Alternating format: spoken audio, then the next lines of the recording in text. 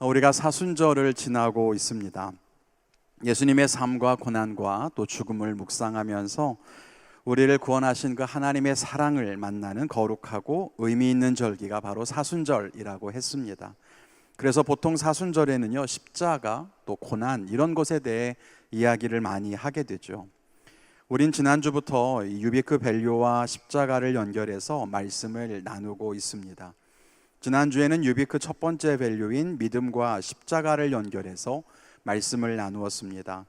그래서 십자가는 우리가 믿는 믿음의 본질이며 우리의 믿음을 지킬 수 있는 능력이 된다, 이런 말씀을 나누었습니다. 우리의 마음에 십자가가 온전하게 세워져 있기를 주님의 이름으로 축원을 드립니다. 그냥 멀리서 바라보는 그런 십자가, 2000년 전에 예수님이 달리신 그런 십자가에 멈춰 있지 않고 그 십자가가 나의 십자가로, 내가 믿는 믿음의 증거요 또 믿음의 내용으로 아름답게 그렇게 세워질 때 우린 세상에서 흔들리지 않는 걸음을 걸어가서 하나님이 우리를 인도하시는 곳까지 나아갈 수 있게 될 겁니다. 여러분, 학교나 직장에서 가장 친하게 생각하는 사람이 누굽니까? 여러분, 한 사람 한번 떠올려 보시겠어요? 직장에서 혹은 학교에서, 사회생활 속에 가장 친한 사람 생각하셨습니까? 그럼 그 사람이 여러분을 찾아와서 내가 지금 어려운 일을 좀 당해서 그러는데 이유는 묻지 말고 나 돈 좀 빌려줘. 여러분, 만약에 그렇게 이야기한다면, 여러분이 재정에 어려움이 없는 상태라면 여러분 얼마까지 그 사람에게 빌려줄 수 있을 것 같으세요? 각자 한번 좀 생각을 해보시겠어요? 직장생활, 직장에서 만난 이 사람, 학교에서 만난 이 사람을 내가 얼마까지 빌려줄 수 있을까?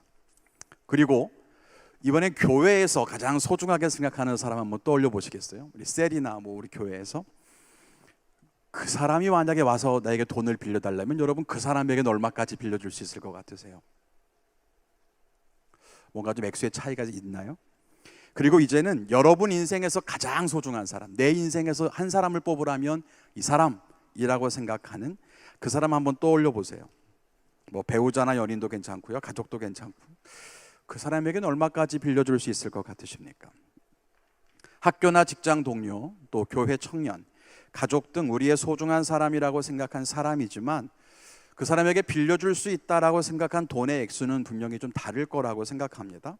그리고 이건 그 사람이 돈을 갚을 수 있느냐에 관련된 문제라기보다 내가 그 사람을 어느 정도까지 아끼느냐의 문제인 것 같아요.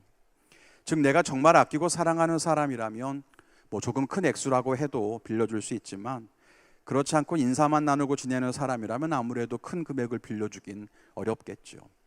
저도 빌릴 능력이 없는 저의 고등학교 아들에게는 마음껏 빌려줄 마음이 있습니다. 상환 여부와 상관없이 그래요. 이 사람의 마음이 그런 거라는 거죠. 우리가 어떤 사람을 위해서 어느 정도까지 손해를 감수할 수 있는가를 보면 그 사람을 사랑하는 사랑의 크기를 가늠해 볼 수 있습니다.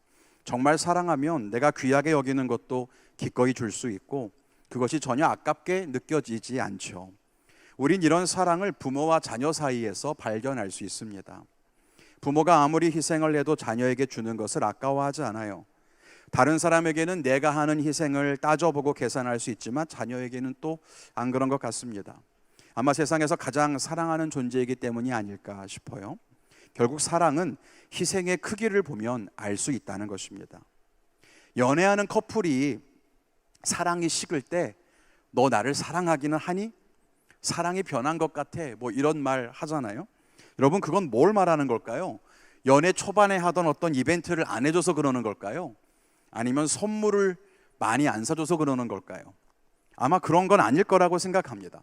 상대방이 나를 위해서 애쓰는구나, 나를 위해서 참 희생하는구나, 그렇게 느껴지던 무언가가 사라졌기 때문이라는 거예요. 나를 위해 시간을 내주지도 않아요. 자기 것만 챙기려고 하고, 그런 모습 볼 때 사랑을 의심하게 되는 거 아니겠습니까? 누군가를 위해서 얼마나 많은 시간을 할애하는가, 얼마나 많은 돈을 포기하는가, 우리의 에너지와 정성을 얼마나 기울이는가를 보면 그 사람을 사랑하는지를 알 수 있다는 겁니다. 그렇다면 여러분, 우리가 할 수 있는 가장 큰 희생은 뭘까요? 그건 아마 목숨을 거는 행동이 아닐까 싶습니다. 그런 의미에서 보면 우리를 위해서 자기 목숨을 내어주신 예수님의 사랑이야말로 아마 가장 큰 사랑이라고 이야기할 수 있을 거예요. 오늘은 유비크 밸류의 두 번째인 이 사랑과 십자가를 같이 한번 생각해 보고자 합니다. 첫 번째는 십자가는 하나님이 나를 사랑하신다는 증거다라고 하는 거예요. 십자가는 하나님이 나를 사랑하신다는 그런 뚜렷한 분명한 증거가 됩니다. 십자가와 하나님의 사랑이라고 하는 건 끊을래야 끊을 수가 없습니다. 왜냐하면 십자가는 하나님이 우리를 얼마나 사랑하시는지 그 사랑의 크기와 사랑의 진실함을 보여주는 증거가 되기 때문입니다. 앞에서 말했듯이 누군가를 위해 희생하고 포기하는 그 크기가 사랑의 크기와 비례한다고 했습니다. 그리고 예수님은 자기의 생명을 우리를 위해서 내어주셨습니다. 예수님이 그만큼 사랑하셨다는 증거입니다. 십자가를 바라볼 때 우리는 그것이 우리의 구원이라고 하는 믿음의 증거로서 큰 의미를 갖는다고 생각합니다. 십자가에서 죽으신 예수님 믿으면 구원받는다. 나는 구원받았다. 그 증거로서 우리는 십자가를 걸고 십자가를 중요하게 생각해요. 물론 맞아요. 지난주에 우리가 충분히 십자가와 믿음에 대한 이야기를 했죠.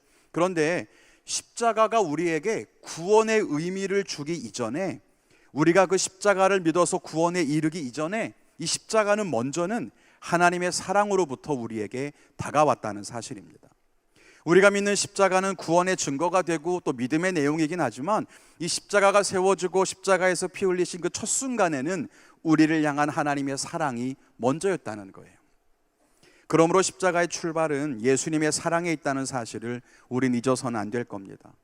여러분이 하고 다니는 십자가 액세서리의 의무는 단순히 당신이 그리스도인이라고 하는 증거이기 이전에 하나님이 나를 사랑하신다는 증거라고 하는 것, 그걸 잊어서는 안 되는 거예요.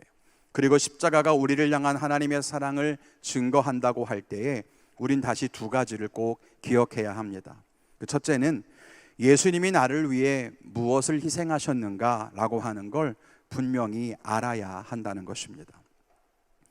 예수님은 우리를 위해서 참 많은 일을 하셨고요. 지금도 그 일을 행하고 계십니다. 예수님이 오셔서 병자를 고치셨듯이 지금도 우리의 병을 고치시고 연약한 것을 강하게 하십니다. 2000년 전에 귀신을 쫓아내셨듯이 지금도 우리 안에 어둠을 몰아내고 귀신을 쫓아내십니다. 그렇게 역사하시고 우리를 도우실 때마다 그래, 하나님이 이렇게 나를 도우시는구나, 나를 위해 이렇게 일하시는구나, 이렇게 생각할 수 있어요. 그리고 우리를 사랑하신다는 것을 느낄 수 있죠. 그렇게 예수님이 우리를 만나주시고 우리가 기도할 때 귀를 기울이신다는 것 감사한 일입니다. 우리가 정말 예수님께 사랑을 받고 있구나 느낀다는 거예요. 근데 그뿐입니까? 예수님이 하늘의 모든 영광을 버리고 하나님으로서의 모든 권세를 내려놓고 사람으로 오셔서 나를 만나주셨다라고 하는 사실은 우리를 또 가슴 벅차게 한다는 거예요. 하늘의 큰 영광, 하나님의 그 보좌를 버릴 만큼, 또 하나님으로서의 그 권위를 포기하실 만큼 나를 사랑하셨다는 사실이 얼마나 감사한 일인지 모릅니다. 그런데 예수님은 거기서 멈추지 않으셨어요. 예수님은 나를 위해 죽으셨습니다. 아낌없이 자기의 생명을 내어주셨습니다. 우린 예수님의 죽음을 좀 쉽게 생각합니다. 어차피 3일 뒤에 살아날 거니까, 다시 사실 거니까 그 죽음을 감당할 수 있지 않았을까? 이렇게 생각하죠. 그럼 여러분 한번 입장 바꿔 생각해 보자고요. 하나님이 여러분을 3일 뒤에 살려주신다고 분명히 약속하신다면 그럼 여러분은 죽을 수 있겠습니까? 하나님이 여러분을 내가 너를 분명히 살려줄 테니까 저기 불타는 곳에 들어가서 사람들 건지고 너는 불에 타 죽을 수 있냐라고 하시면 여러분은 뜨거운 불 속에서 죽음을 맞을 수 있겠습니까?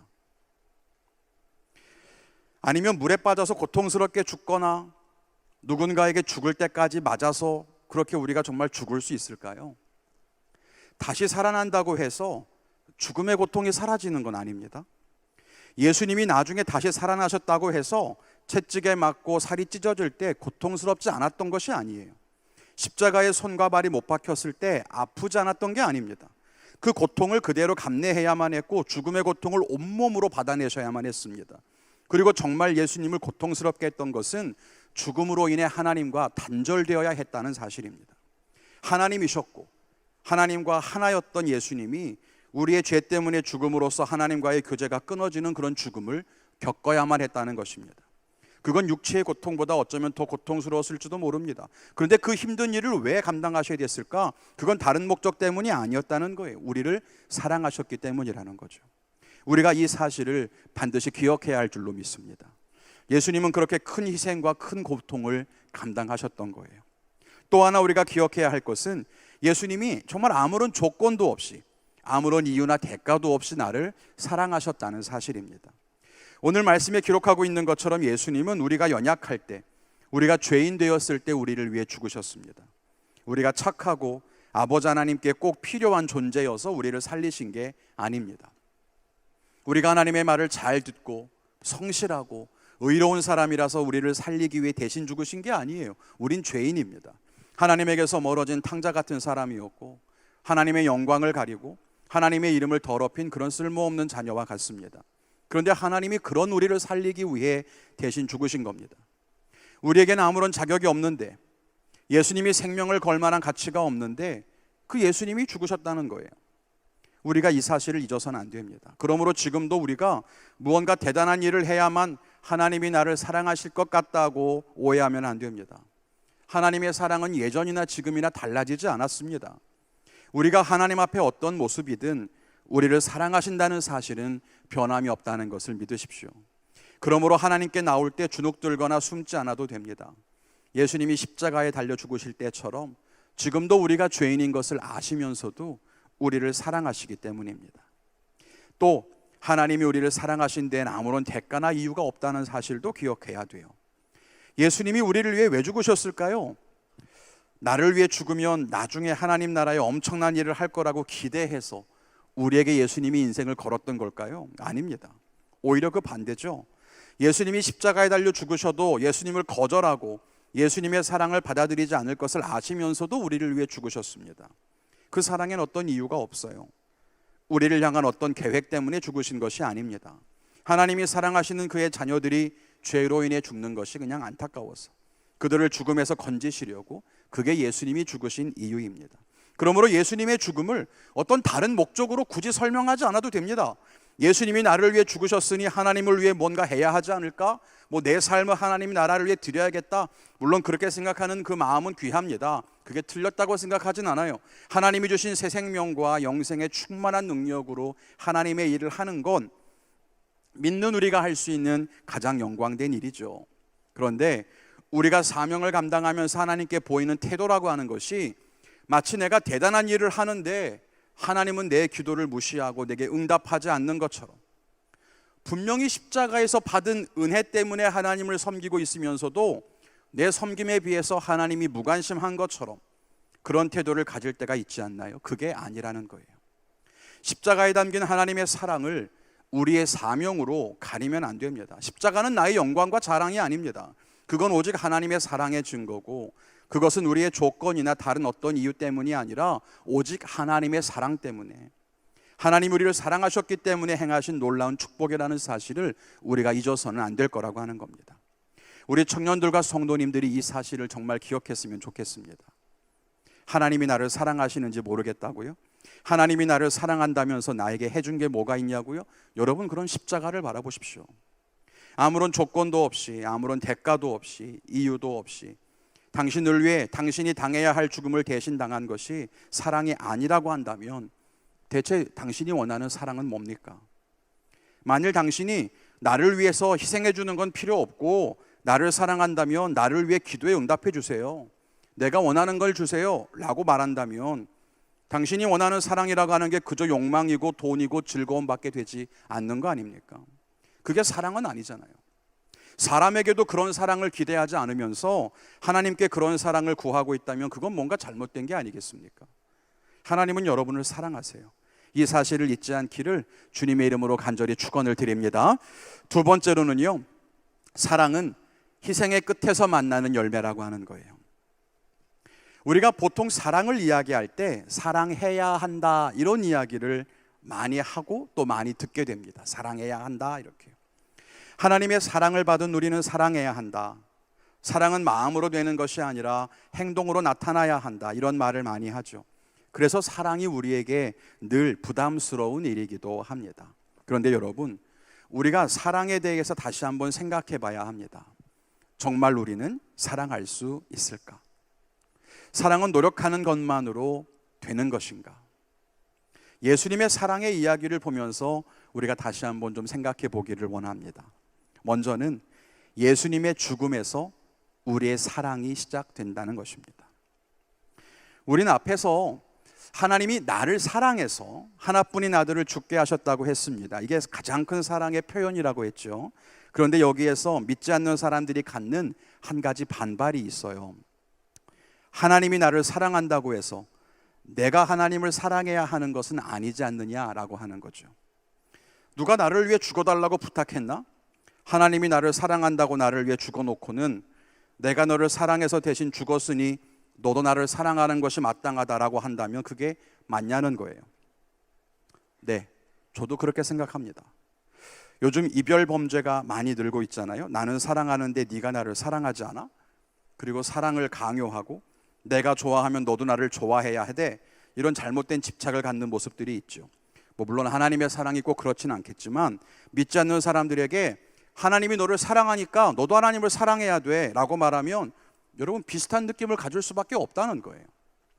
우리를 향한 하나님의 사랑과 하나님을 향한 우리의 사랑 사이에 무언가 한 가지가 더 필요합니다.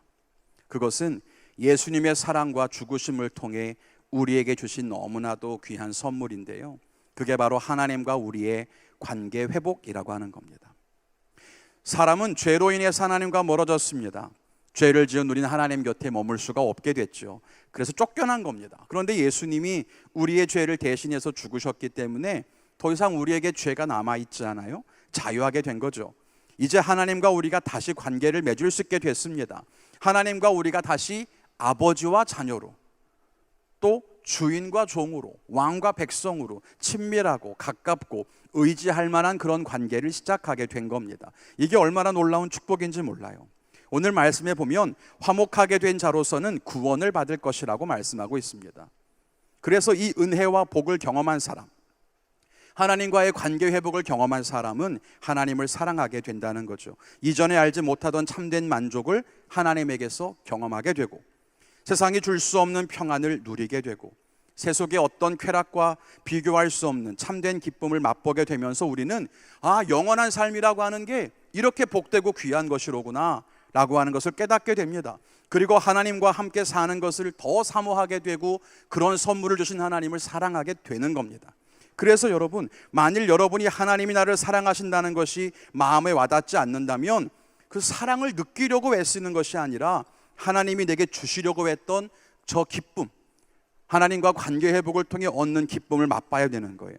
하나님과 동행하는 삶을 살다 보면, 하나님께 기도하며 응답받고 천국의 기쁨을 얻다 보면 이게 하나님이 주시려고 했던 선물이로구나, 이걸 예수님이 이것 때문에 예수님이 죽으셨구나 라고 하는 사실을 깨닫게 되고 그때 비로소 하나님의 사랑을 알게 된다는 거예요.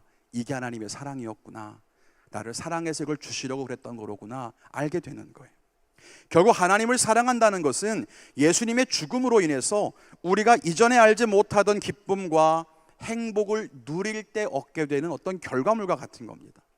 예수님이 죽으신 이유가 바로 여기에 있습니다. 예수님은 영원히 하나님과 멀어져 죽을 수밖에 없던 우리를 다시 하나님 곁으로 이끄시기 위해서 십자가에서 죽으셨습니다. 그래서 관계를 회복하여 하나님과 우리 사이를 다시 화목하게 했다는 의미로 화목제물 이런 말을 쓰기도 하는 거예요. 그렇게 하나님의 사랑은요, 십자가의 희생으로 이어지고 십자가의 희생은 우리와 하나님과의 관계 회복으로 이어지고 우리와 하나님의 관계 회복을 통해 우리는 하나님을 비로소 사랑할 수 있게 된다는 것입니다. 이 사실을 꼭 기억했으면 좋겠습니다. 그리고 마지막으로 또 하나 기억할 것은 우리가 희생할 때 비로소 사랑이 이루어진다는 것입니다. 사랑이라고 하는 게 여러분 단순하게 선을 행하는 것은 아닙니다. 사랑은 단지 따뜻하고 부드러운 것도 아닙니다. 그런 것들이 사랑이라고 한다면 여러분, 우리는 마음을 담지 않고도 사랑할 수 있습니다. 큰 결단이 없어도 사랑할 수 있을 거예요. 그런데 그렇지가 않아요. 사랑은 그게 아니거든요.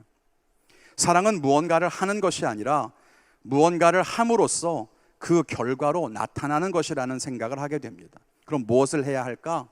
그게 바로 희생, 자기 포기, 그런 거예요. 십자가에서 예수님이 보여주신 그런 희생을 통해서 비로소 꽃이 피듯이 드러나는 것이 사랑이 아니었을까 하는 생각이 듭니다. 하나님이 우리를 사랑하세요. 그런데 예수님이 십자가에서 죽으셔서 우리를 구원하셨을 때 우리가 비로소 그 사랑을 인정하게 되는 것이고 그 사랑에 감격하게 되죠. 마찬가지입니다. 우리가 누군가를 사랑할 때에도 사랑하는 마음만으로 되는 것이 아니라 사랑하는 사람을 위해서 희생하고 자기의 것을 포기할 때 비로소 상대방이 나의 사랑을 알게 되고 느끼게 되고 보게 되는 거예요. 그게 사랑이에요. 우린 성경에서 서로 사랑하라 이런 명령을 많이 접합니다. 그런데 문제는 우리가 사랑하고 있다고 생각하는데 나는 충분히 사랑을 하고 있는데 정작 사랑이 보이지를 않는다는 겁니다. 왜 그럴까요?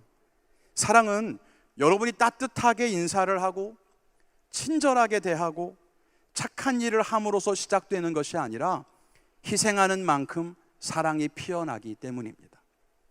예수님이 십자가에서 죽으셨기 때문에 하나님의 사랑이 완성되고 이 세상에 찬란한 빛으로 비춰졌듯이 우리가 희생할 때 우리가 있는 곳에 사랑이 꽃피게 되는 겁니다. 우리 가정에도 직장에도 학교에도 사랑이 없다면 그건 희생하는 사람이 없기 때문입니다. 그리고 그 희생은 하나님의 사랑을 받은 우리의 몫이라는 거예요. 우리 성도님들과 청년들이 세상 속에서 이 사랑의 열매를 많이 맺을 수 있기를 주님의 이름으로 축원을 드립니다. 그러므로 사랑을 해야 한다라고 할 때 무언가를 하려고 하기보다 나는 무엇을 희생하고 있는가를 먼저 생각해 보시면 돼요. 거기에서부터 사랑이 꽃피기 때문입니다. 이제 말씀 맺겠습니다. 예배팀은 나와서 준비해 주시기를 바라고요. 오늘은 십자가와 사랑에 대한 이야기 너무 잘 알지만 함께 좀 나누어 봤습니다. 하나님의 사랑이 가장 분명하게 나타난 십자가의 사건은 단순하게 하나님의 사랑을 증거할 뿐만 아니라 이 세상에 그리고 우리에게 하나님의 사랑을 완성하신 축복과 같습니다. 그리고 그 사랑은 이제 우리에게 응답을 요구합니다. 하나님의 사랑을 받은 우리도 하나님을 사랑하고 세상 속에서도 사랑을 실천하는 것이 맞습니다. 이것이 구원의 은혜 안에서 우리가 날마다 깨닫게 되는 하나님의 마음입니다. 하나님이 기뻐하시는 것은 우리가 날마다 더욱 하나님을 사랑하고 또 이웃을 사랑하는 것이 아닐까요? 그리고 그 사랑은 말씀드린 것처럼 희생할 때 비로소 나타나게 되는 겁니다. 전 여러분에게 묻고 싶습니다. 우리 유비크 청년부는 사랑의 공동체입니까? 그 사랑의 모습은 어떤 것입니까? 함께 웃고 같이 행복하면 그게 사랑의 공동체일까요? 그렇지 않습니다. 사랑하지 않아도 웃고 즐거울 수 있습니다. 우리가 정말 사랑의 공동체가 되려면 우리 안에는 희생하는 사람들이 반드시 있어야 합니다. 청년들을 위해서 자기의 꿈과 계획을 포기하는 목회자의 희생이 있어야 하고요. 옆에 청년들을 위해서 자기의 재정과 시간과 개인적인 삶을 포기하는 리더들의 희생도 있어야 하고요. 서로 사랑하기 위해서 자존심을 내려놓는 희생도 있어야 합니다. 자기의 생각과 경험을 양보하는 희생도 있어야 돼요. 이런 희생들이 많아질 때 이곳에 사랑의 향기가 넘쳐나게 될 것입니다. 그래서 바라기는 유비크 안에 우리 각자가 세우는 저 희생의 십자가가 더 많아졌으면 좋겠습니다. 사랑은 웃고 떠드는 따뜻한 이미지가 아니라 자신을 희생하는 처절한 십자가 위에서 이루어진다는 사실을 우리가 기억한다면 여러분은 오늘도 함께 예배 자리에서 죽어야 마땅합니다. 나의 것을 희생하기 위해 애쓰는 그 삶이야말로 사랑하기 위해 힘쓰는 그리스도의 제자의 모습이고, 그렇게 자기의 것을 포기하는 그 삶 위에 비로소 꽃피는 것이 사랑입니다. 아무도 포기하려 하지 않고 희생하려 하지 않고 내려놓으려 하지 않고 양보하려고 하지 않고 그런 곳에 어떻게 사랑이 필 수 있겠습니까? 아무리 웃어도 메마르고 아무리 함께 시간을 보내도 갈급한 영적인 가난이 있는 공동체가 되지 않기 위해 우린 오늘도 이 자리 가운데 나의 십자가를 세워야 하지 않을까요? 저는 우리 청년들에게 초청합니다. 저 그림을 바라보실 때 아우 공동묘지 같고 무섭다 라는 생각이 드신다면 맞습니다. 이 예배의 자리는 우리의 모든 모여있는 사람들의 자아가 죽어지는 공동묘지와 같고, 그 죽음의 골짜기 위에 흐르는 사랑의 놀라운 샘물이 새롭게 꽃피면서 일어나게 될 새로운 생명의 시작과 같습니다. 여러분이 희생하는 만큼 여러분의 셀은 살아나게 될 것입니다. 우리가 포기하는 만큼 유비크 청년부는 살아나게 될 것입니다. 그것이 우리가 진정으로 꿈꿔야 하는 일이고요. 유비크 청년부뿐만이 아니라 여러분의 가정에서, 직장에서 과연 여러분 그곳에 십자가가 세워져 있는지를 돌아보며 여러분 각자의 삶을 통해 그렇게 사랑을 꽃피울 수 있는 우리 모두가 되기를 주님의 이름으로 축원합니다. 우리 같이 찬양하고 기도하겠습니다.